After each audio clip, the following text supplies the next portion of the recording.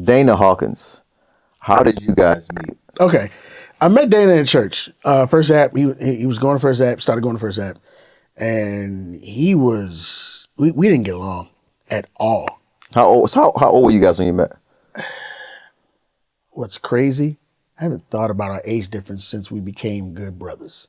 Okay. I don't remember. Okay. I would have to call him right now and say what age, oh yeah, you were that age, but I don't remember. I think he just hit 40. Okay. It's not that, like 7 years. Okay. I think he did just turn 40. So Okay. yeah, somewhere around there. So you said initially y'all didn't get along. Ooh. Why was that? Well, because I'm sitting here working for it.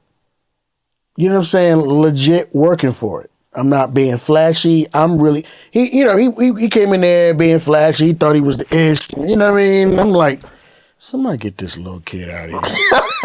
Because I'm like, dude, like first of all, I've been waiting to play for this chair my whole life. Right.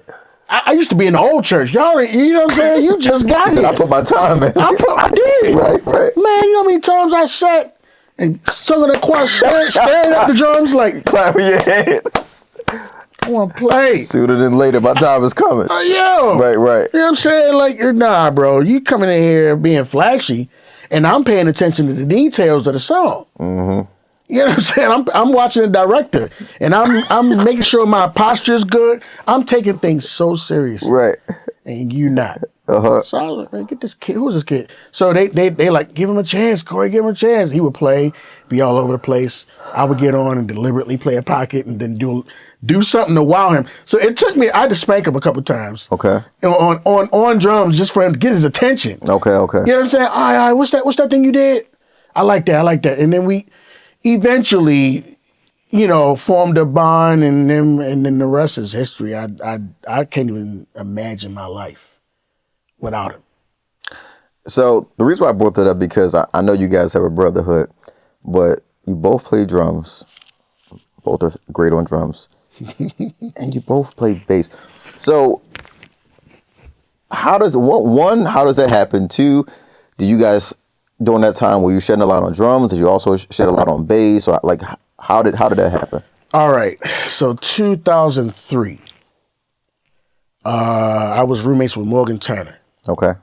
We lived off the Alameda in Belvedere. Okay. And of course, Devin would come to the house sometime.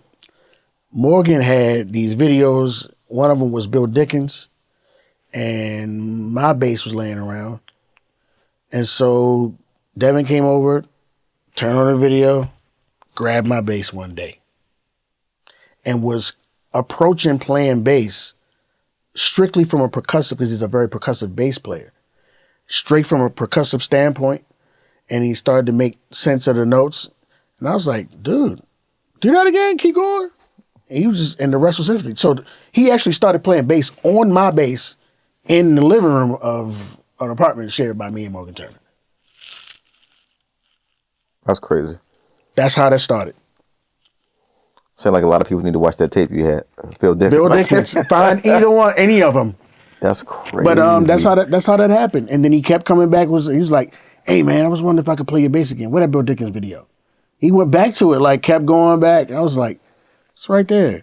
I'm thinking we're going to spend some time or chill. He wanted to pick up my bass and play. That's crazy. So he said that we watching it. I watched it. I already did watch it from living there. Mm-hmm. He's like really gravitating toward it. Then the next time I saw him, he was like learning it and was like, oh, this note, putting it together.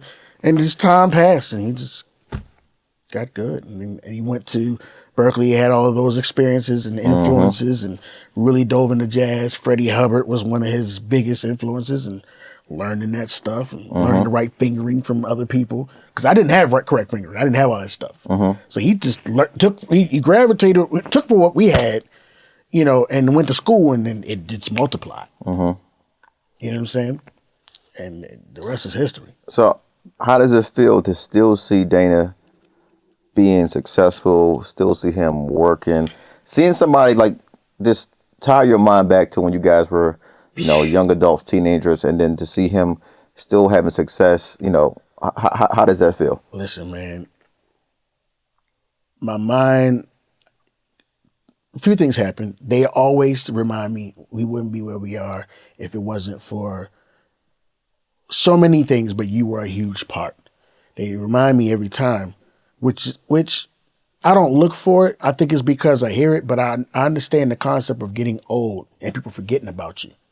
So I'm grateful that they always tell me, well, I'm so grateful for you, man. Or then when they greet me, they say it's genuine love, it's genuine respect, genuine brotherhood. You know what I'm saying? Cats who are just thankful. And I'm sitting here like,